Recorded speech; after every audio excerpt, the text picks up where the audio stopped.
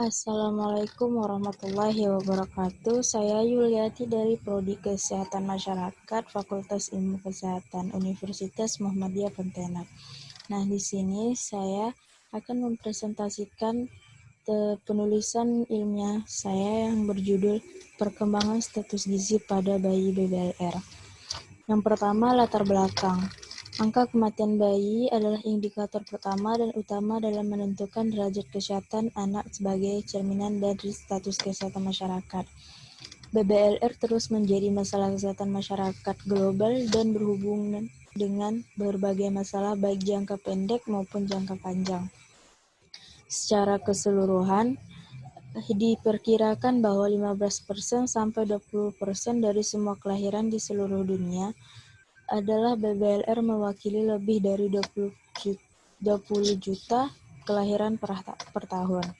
Tingkat kelahiran BBLR adalah 16,5% di negara berkembang dan 7% di negara maju. Di Indonesia, berdasarkan data dari SDKI, pada tahun 2007, angka kematian balita adalah 44 per 1000 kelahiran hidup.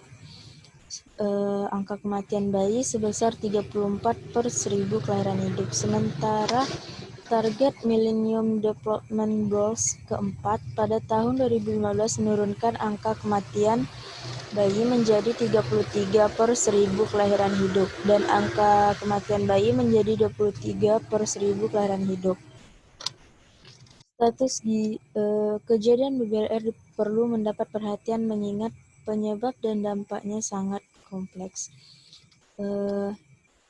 BBLR di negara berkembang disebabkan oleh intrauterine growth retardation dan prematuritas dengan penyebab yang sangat kompleks meliputi faktor janin, plasenta, ibu, dan kombinasi ketiganya. Determinan utama penyebab intrauterine growth retardation adalah status gizi yang buruk. Status gizi adalah keadaan tubuh sebagai akibat konsumsi makanan dan penggunaan zat-zat gizi yang dibedakan antara status gizi buruk, kurang, baik, dan lebih. Faktor-faktor yang mempengaruhi status gizi pada balita ada dua faktor, yaitu faktor langsung dan tidak langsung. Faktor langsung antara lain yaitu asupan gizi, penyakit infeksi, bayi berat lahir rendah.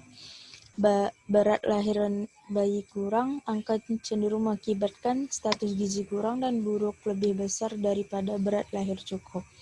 Faktor tidak langsung antara lain perawatan anak dan ibu hamil, ketersediaan pangan, pelayanan kesehatan, lingkungan pendidikan, pengetahuan, ekonomi, dan lain-lainnya.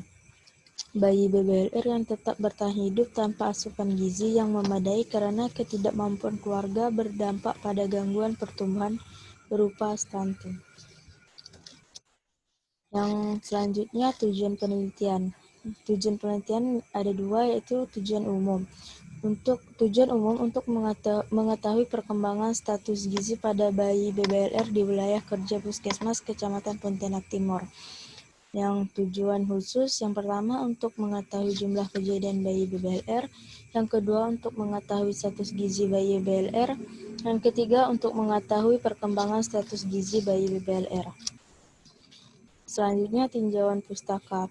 Yang pertama, pengertian bayi BBLR. Yang kedua, klasifikasi bayi BBLR. Yang ketiga, karakteristik bayi BBLR. Yang keempat, pengertian status gizi. Yang kelima, penilaian status gizi. Yang keenam, faktor yang mempengaruhi status gizi. Kerangka teori. Yang pertama, kasus gizi. Dalam status gizi ada dua faktor, yaitu faktor langsung dan tidak langsung. Faktor langsung asupan gizi, penyakit, infeksi. Faktor tidak langsung pengaruh budaya, pola makan, pengaruh lingkungan, dan ekonomi. Setelah melihat dari faktor tersebut bisa mengakibatkan berat badan lahir rendah.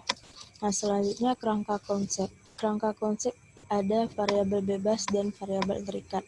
Variabel bebasnya yaitu bayi berat lahir rendah, variabel terikatnya yaitu status gizi.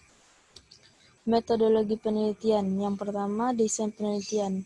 Di sini saya mengambil desain penelitian deskriptif, di mana semua pertanyaan-pertanyaan tentang siapa, apa, kapan, di mana, dan bagaimana keterkaitan dengan penelitian tersebut. Nah, untuk populasinya itu ditujukan kepada semua bayi yang BBLR.